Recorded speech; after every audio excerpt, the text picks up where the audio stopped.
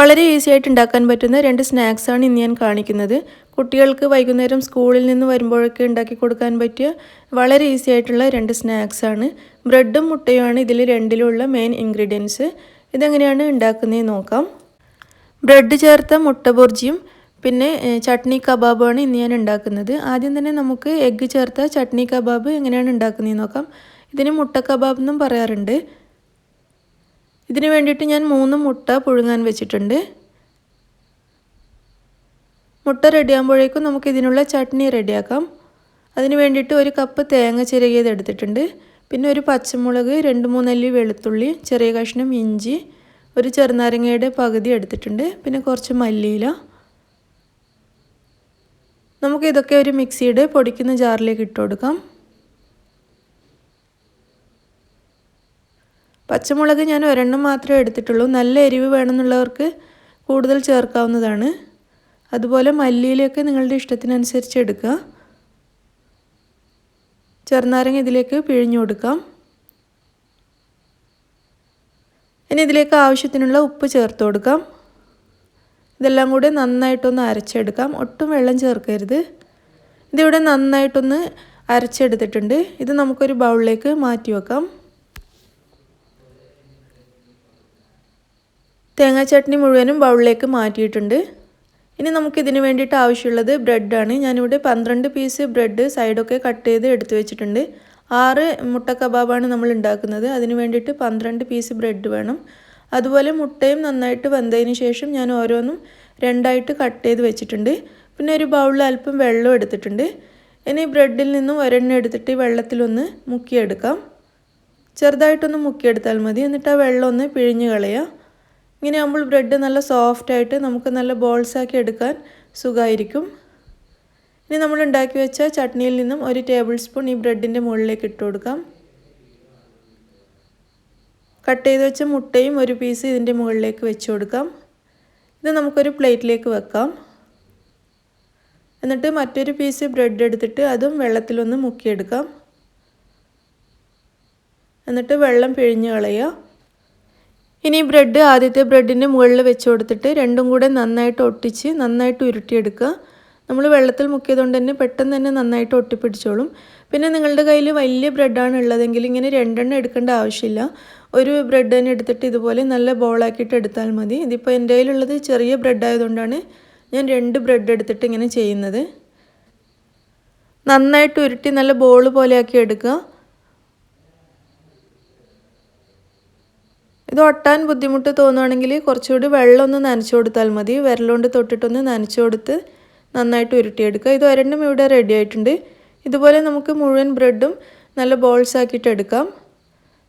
6 ബോൾസും ഞാനിവിടെ റെഡിയാക്കി വെച്ചിട്ടുണ്ട്. ഇനി നമുക്കിത് ഫ്രൈ ചെയ്യാം. അതിന് വേണ്ടിയിട്ടൊരു ചീനച്ചട്ടി അടുപ്പത്ത് വെച്ചിട്ടുണ്ട്.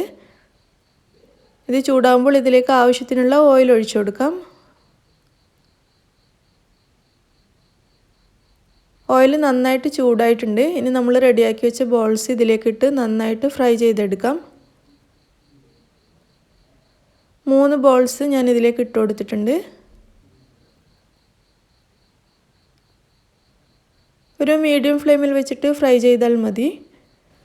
നിങ്ങൾക്ക് വേണമെങ്കിൽ ഇത് മുട്ടയിലും റൊട്ടിപ്പൊടിയിലും മുക്കിയിട്ടും ഫ്രൈ ചെയ്തെടുക്കാം. കാണാൻ നല്ല ഭംഗിയായിരിക്കും.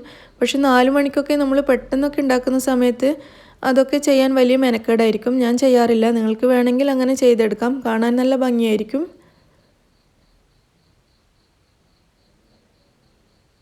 ഇതിൻ്റെ ഒരു വശം ഫ്രൈ ആയിട്ടുണ്ട്. നമുക്കിതിങ്ങനെ ഒന്ന് തിരിച്ചിട്ട് കൊടുക്കാം.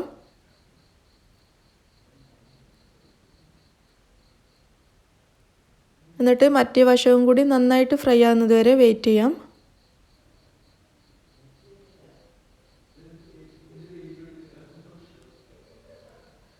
ഇടയ്ക്കിടെ ഇതുപോലെ ഒന്ന് തിരിച്ചു മറിച്ച് ഇട്ട് കൊടുക്കുക. അങ്ങനെ ആകുമ്പോൾ എല്ലാ ഭാഗവും നന്നായിട്ട് മൊരിഞ്ഞോളും.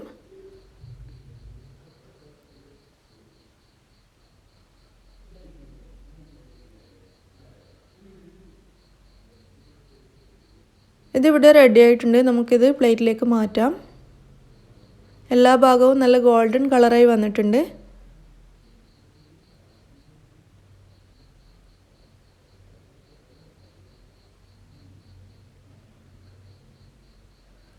ഇതുപോലെ നമുക്ക് ബാക്കിയുള്ള ബോൾസും കൂടി ഫ്രൈ ചെയ്തെടുക്കാം.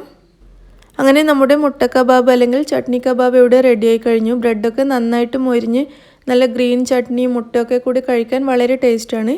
ഇനി നമുക്ക് ബ്രെഡ് ചേർത്തിട്ടുള്ള മുട്ട ബുർജി എങ്ങനെയാണ് ഉണ്ടാക്കുന്നതെന്ന് നോക്കാം. ഇതിന് വേണ്ടിയിട്ട് ഞാനിവിടെ ഒരു ബൗൾ എടുത്ത് വെച്ചിട്ടുണ്ട്. ഈ ബൗളിലേക്ക് ഒരു സവാള കട്ട് ചെയ്തത് ചേർത്ത് കൊടുക്കാം. ഒരു വലിയ സവാള എടുത്തിട്ടുണ്ട്.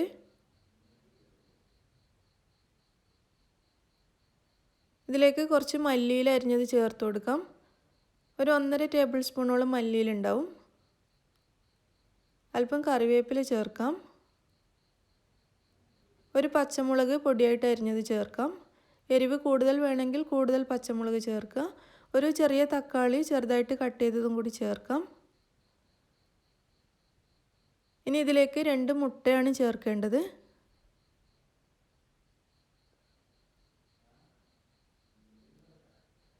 രണ്ട് മുട്ടയും കൂടി ചേർത്തിട്ടുണ്ട്. ഇനി ഇതിലേക്ക് ആവശ്യത്തിനുള്ള ഉപ്പ് ചേർത്ത് കൊടുക്കാം. ഇതെല്ലാം കൂടി നന്നായിട്ടൊന്ന് മിക്സ് ചെയ്തെടുക്കാം.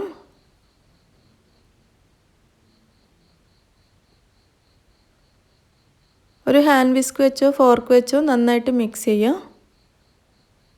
ഇനി ഇതിലേക്ക് ബ്രെഡ് ചേർക്കാം. ഞാനിത് 5 ചെറിയ പീസ് ബ്രെഡ് ചെറുതായിട്ട് കട്ട് ചെയ്ത് വെച്ചതാണ്. 5 പീസ് ബ്രെഡാണ് എടുത്തിട്ടുള്ളത്. അതിൻ്റെ സൈഡൊക്കെ കട്ട് ചെയ്തതിന് ശേഷം ചെറുതായിട്ട് കട്ട് ചെയ്തെടുത്തതാണ്. ഇതും ഇതിലേക്ക് നന്നായിട്ട് മിക്സ് ചെയ്തെടുക്കുക. ഈ ഹാൻഡ് വിസ്ക് കൊണ്ട് മിക്സ് ചെയ്യുമ്പോൾ ഇത് പൊടിഞ്ഞു പോകുന്നുണ്ട്. നമുക്കൊരു സ്പൂൺ ഉപയോഗിച്ചിട്ട് നന്നായിട്ട് മിക്സ് ചെയ്യാം.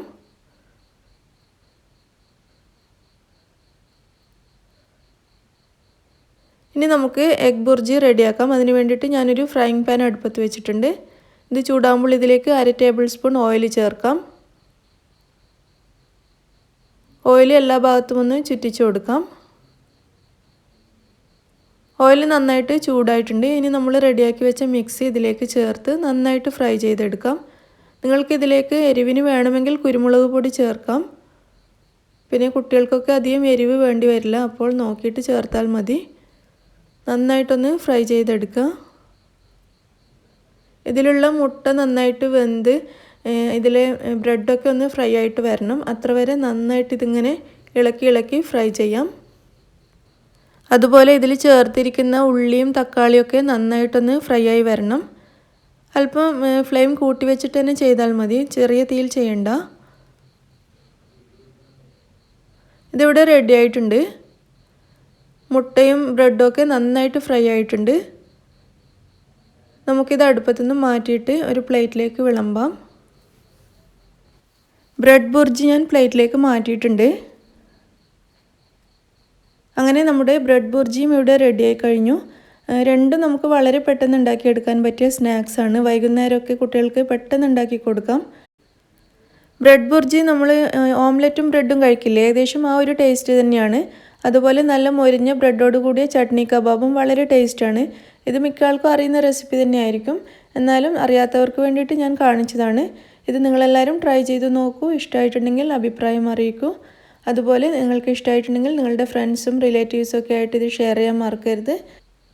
നിങ്ങൾ എൻ്റെ ചാനൽ ഇതുവരെയും സബ്സ്ക്രൈബ് ചെയ്യാത്തവരാണെങ്കിൽ സബ്സ്ക്രൈബ് ചെയ്യാൻ മറക്കരുത്. താങ്ക്